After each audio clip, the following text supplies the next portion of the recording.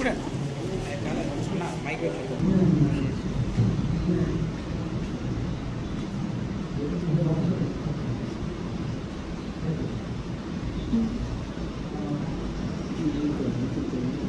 ఇంకా నిన్న కానీ నేను ఎప్పుడు కూడా ఇంట్లో నుంచి బయటికి రాలేదు. ఫస్ట్ టైం నేను మా డాడీకి ఫోన్ చేసి వచ్చేసిన. నేను కావాలని రాలేదు, నేను దొంగతనం కూడా చేయలేదు, నాకు ఎవరితో కూడా ఎఫ్ఐఆర్ లేదు. మార్కెట్లో నన్ను గలీజ్గా ఇచ్చేసేసింది. నా ప్రమేయం లేకుండానే మొన్న నాతో కేసు వేయించిండు. నేను సిగ్నేచర్ చేయలేదు. నన్ను బెదిరించి మరీ నన్ను స్టేషన్కి రమ్మని చెప్పిండు మా రమేష్ బావ కౌన్సిలర్, మా రమేష్ బావ 36 వార్డ్ కౌన్సిలర్ భారత్ రమేష్.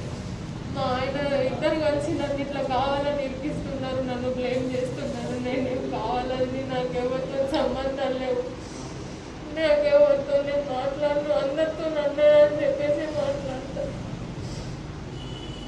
ఈ ప్రెసిడెంట్ కూడా నేను నా కోసం కాదు, పిల్లల గురించి కూడా ఆలోచించకుండా నన్ను మొత్తం మార్కెట్లోకి లాగేసాను. నేను చెప్పిన మా డాడీ దగ్గర, నేను డాడీకి ఫోన్ చేసిన. నేను డాడీకి ఫోన్ చేసిన తర్వాత మా బావ మా ఆయనకు ఫోన్ చేసి చెప్పిండు, అరే వెళ్ళిపోతా అంటుందంటే వెళ్ళిపోమని చెప్పు అని చెప్పిండు. నేను వచ్చేటప్పుడు మా పెద్దయారాలు ఉన్నారు కదా సంగీత అని తోడుకోవడము, ఆమె నా బాబుని తీసుకుంటా అని చెప్పింది. ఎందుకక్క నా పిల్లల్ని ప్రతిసారి దూరం చేస్తున్నారు అని చెప్పేసి నేను చెప్తేనేమో లేదు శివ తీసుకొచ్చుకోమని చెప్పిండు అని చెప్పింది. నా పాపని కూడా స్కూల్ నుంచి వాళ్ళ ఇంటికే తీసుకెళ్ళిండ్రు. నిన్ననే 12 o'clockకి నేను బయటికి వెళ్ళి వచ్చినప్పుడు దూరం నుంచి డ్రాప్ చేసి వెళ్ళిపోయిండ్రు. మా ఆయన ఇంకొక ఆయన ఇద్దరు వచ్చి నా పాపని డ్రాప్ చేసి వెళ్ళిపోయిండ్రు. ఇంటి బయటనే దూరం నుంచే పంపించేసింది ఇద్దరు. అవన్నీ తెచ్చుకోలేదు. మా ఆయన నా దగ్గర 65 తులాల వెండి లేదు, నా దగ్గర 7 తులాల బంగారం కూడా లేదు. నా దగ్గర ఉంటే 5 తులాల బంగారం అంతే. మా ఆయన నాకు ఒక చైన్ తప్పించి నాకు ఏది పెట్టలేదు, పెళ్ళప్పుడు కమ్మలు పెట్టింది అంతే.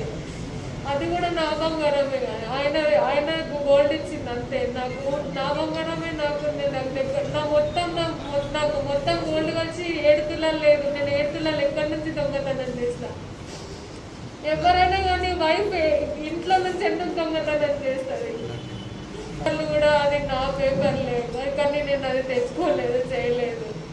అన్ని బాల్సే ఉన్నాయి నా పైన. కూడా ఆయన జాబే చేస్తలేడు. 4 months బ్యాక్ నుంచి 1.5 month నుంచి జాబ్ చేస్తున్నాడు. 4 months బ్యాక్ నుంచి జాబ్ పెట్టేసిండు. HDFC బ్యాంక్ లో చేసుకుంటే 4 months బ్యాక్ 2 months చేసిండు. దాంట్లో HDFCలో 2 months చేసిండు. రీజన్ పెట్టేసి 4 months ఫ్రీగానే ఉన్నాడు, ఏం వర్క్ లేకుండా. రీసెంట్గా 1.5 month బ్యాక్ DCP డిసెంబర్లో జాయిన్ అయ్యాడు. అది కూడా ఈరోజు లాస్ట్ డే అని తెలుసు నాకు, ఎందుకంటే నేను మొన్నటి వరకు అక్కడనే ఉన్నా కాబట్టి ఈరోజే లాస్ట్ వర్కింగ్ డే ఆయనకి. ఇప్పుడు కూడా జాబ్ లేదు. మన క్రెడిట్ కార్డులు ఉన్నాయి ఆయనకి, క్రెడిట్ కార్డుల మీదనే ఉంటాడు. మన దగ్గర డబ్బులు ఎక్కడికి వెళ్ళొచ్చింది? రెంట్ కూడా మేము 6 months వరకు కట్టలేదు, మొన్ననే కట్టిండు. అది కూడా మా మమ్మీ డబ్బులు ఇన్సూరెన్స్ డబ్బులు తీసుకున్నాడు, ఇప్పుడు తీసుకోలేదని చెప్తున్నాడు. దగ్గర ఇంట్రెస్ట్ ఇస్తున్నా అని చెప్పేసి తీసుకొని ఇప్పుడు మా డబ్బులు నా దగ్గరలో ఏం చేస్తావో చేసుకో అంటున్నాడు. మా డాడీని ఉల్టా ఆయననే మొన్న రాత్రి మా డాడీకి వచ్చి ఎట్లా తిట్టిండు, చంపేస్తా చీరేస్తా అన్నాడు.